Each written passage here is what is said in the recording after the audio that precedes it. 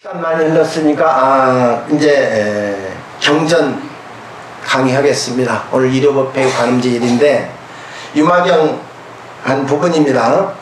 유마경의 오늘 제작품 한 부분만 강의하도록 하겠습니다. 다같이 합장하십시오. 경전 한 구절을 송하여 드립니다.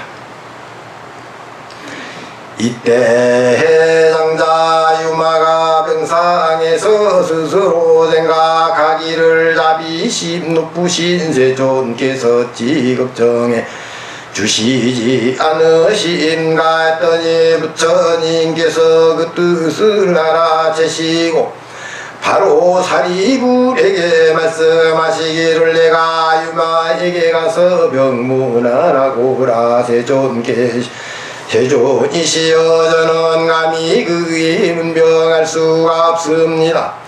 왜 그런가 하오면 생각해보니 제가 예전에 숲속나무 아래에서 조용히 자선을 하고 있었는데 그때 유마가 제가 있는 곳으로 와서 말하기를 그대 사리불이었고 그렇게 앉아있는 것만이 자선이 아니라고 원래 자선이라는 것은 삼계의 문과 뜻을 드러내지 않는 것이야말로 좌선이니 멸정을 일으키지 않고도 모든 우위를 드러내는 것이 좌선이며 도법을 버리지 않으면서도 또한 밖에도 머물지 않는 것이 좌선이며 모든 견해에 흔들리지 않으면서도 모든 수행을 닦는 것이 좌선이며 번뇌를 끊이지 않고도 열반에 드는 것이 좌선이니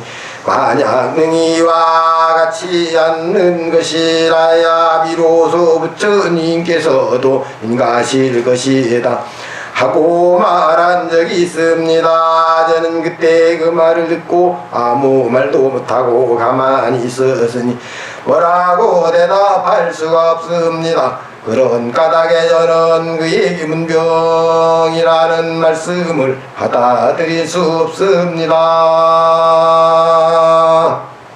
합장을 med으십시오.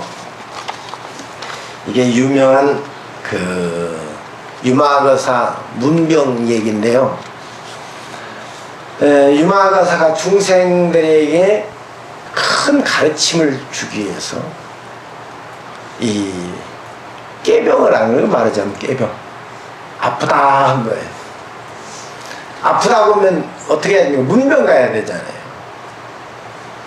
장안에 있는 모든 사람 심지어 부처님까지 유마거사를 생각해서 여러 제자들을 자꾸 보냅니다. 근데 제자들 전부 다 가기를 꺼려해요. 왜 꺼려합니까? 법문이 무서워. 유마거사가 어떻게 옳은 말씀만 하시는지 그 말을 들으면 그냥 콱 맥혀서 어떤 말도 할 수 없어요. 사리불이 누굽니까? 부처님 10대 제자 아닙니까?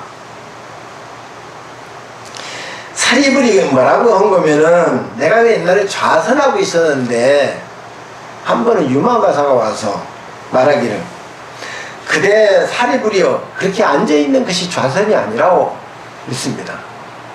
깜짝 놀라겠죠?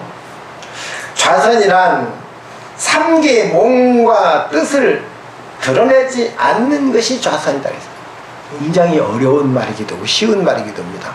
삼계가 뭡니까? 욕계, 새끼, 무새끼죠. 이 세상의 몸을 드러내지 않는 것이 좌선이에요. 어떻게 드러내지 않아요? 여러분들 지금 몸 드러내지 않을 수 있어요? 다 들통나 있죠 지금? 여러분들 얼굴, 몸 모두 다 낱낱이 다 드러냈어. 들통 나놨어요 벌써. 다 배줬는데 감출 것이 하나도 없어. 다 드러났어 얼굴에. 그런데 유마거사는 말씀하시기를 삼계의 몸을 드러내지 않는 것이 좌선이다. 엄청난 법문이죠. 그 다음에 멸정을 일으키지 않고도 모든 우위를 드러내는 것이 좌선이다. 멸정이란 멸할 멸정, 정할 정자인데 삼매를 선정이라고 그러죠. 선정을 드러내지 아니하고 멸은 삼독을 멸하지 않고 선정을 드러내지 않고서도, 그런 뜻이에요. 드러내지 않고서도 드러내지 않는 것이 바로 좌선이요. 그 다음에 도법을 버리지 않고, 도 닦는 법을 드러내지 않고, 나 수행한다 뭐한다 나 참선합니다 해가지고 선방에 들어앉았거나 나 도 닦는다고 막 떠벌리지 않고서도 일상사를 드러내는 것이, 범부의 모습 일상사를 드러내는 것이 참선이다. 다시 말해서 좌선이다 그랬어요. 이 수상의 스님들이 살면서, 중생과 함께 살면서도 좌선을 않지만은 그게 뭐라 했어요? 좌선이다 그랬어요. 그 다음에 마음 안에 머물지 않으면서도 또한 밖에도 머물지 않는 것이 좌선이다. 마음 안에도 머물지 않고 마음 밖에도 머물지 않는 좌선이고, 그 다음에 번뇌를 끊지 않고도 열반에 드는 것이 좌선이다. 번뇌 그대로가 바로 보리라고 그랬습니다. 보리는 깨달음이죠. 번뇌가 깨달음이에요. 생각이 없으면 뭡니까? 생각이 없는 사람 뭐라고 합니까? 병원에 누워있으면 뭐라고 그래요? 식물인간 그러잖아요. 여러분들 번뇌가 나쁜 것이 아니에요. 생각이 없으면은, 생각이 없는 사람 어떻게 앉아있습니까? 멍하니 앉아있다고 하잖아요. 그럼 안 되죠. 살아있는 거로 생각이 있는 겁니다. 내 생각은, 내 마음은 이 몸을 의지해서 몸을 항상 감시하고 주의하고 있어요. 여기를 떠나질 않아요. 저 큰 운동장에서, 축구장에서 선수들이 축구공을 가지고 뛰죠. 선수가 축구장 밖에 나가면 선수입니까? 아니죠. 마치 이와 같이 마음도 이 몸을 의지해서 항상 움직이게 되어 있어요. 그가 바로 깨달음이다. 그걸 깨달아야 돼. 내가 마음이 움직이고 있다고 하는 것을 아는 것이 깨달은 거예요. 지금 무엇을 하고 있다고 하는 것이 깨쳐있는 모습입니다. 등이 이와 같지 않는 것이라야 비로소 부처님께 인가하실 것이다. 그런 거로 제가 가기 싫습니다 그런 거예요. 가면 또 한 번 맞을 거니까 못 가겠습니다. 그러니까 부처님께서 이번엔 목련존자에게 가라고 그래요. 한번 읽어볼게요. 부처님께서 대목련에게 말씀하시기를 네가 유마에게 찾아가서 문명하고 오라 하니, 목련이 부처님께 아뢰입니다. 세존시여, 저는 그에게 가서 문명할 수가 없습니다.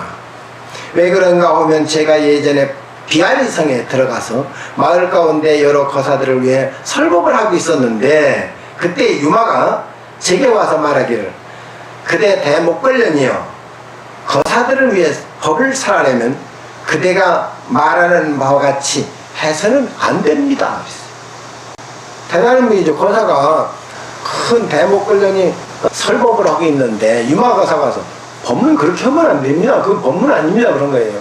근데 그때도 법문을 어떻게 잘 듣고 왔는지 겁나서 이번에 꺼지는 거예요. 부처님 제자 10대제가 다 꺼지는데 나중에 누가 하는지 아십니까? 문수보살이 가게 되죠. 이걸 내가 다 그 경전인 걸 적어왔는데 가지수를 세보니까 24가지야. 법문을 들은 것이, 법을 설한다고 했으면 마땅히 법답게 설해야 하는 것이 법입니다. 법에는 중생이 따로 없으니 법은 중생의 허물을 벗어났기 때문입니다. 참 기가 막힌 말이죠. 법문을 설한다는 것은 마땅히 법답게 설해야 된다. 법문답게 해야 된다 이 말이에요. 왜 그런 거면은 법문을 듣는 대상자가 중생이죠. 그런데 중생이 따로 없다. 지금 당신은 법문한다고 하는데 여기 너는 부처고 여긴 중생이라고 생각하고 네가 법문하니까 잘못된다 이 말이에요. 중생이 따로 없다. 중생이 따로 없으면 뭐예요? 다 부처죠. 다 부처를 안고 있다. 내 마음에 다 부처를 안고 있다 이 말이에요. 그런 뜻입니다. 법이라고 하는 것은 중생을 떠나 있기 때문이다. 법은 중생을 위해서 존재하는 것이 아닙니다. 중생을 떠나 있다 이 말이에요. 진리가 누구를 위해서 존재하는 것이 아니죠. 진리는 어디에도 존재하지 않고 다 떠나 있어요.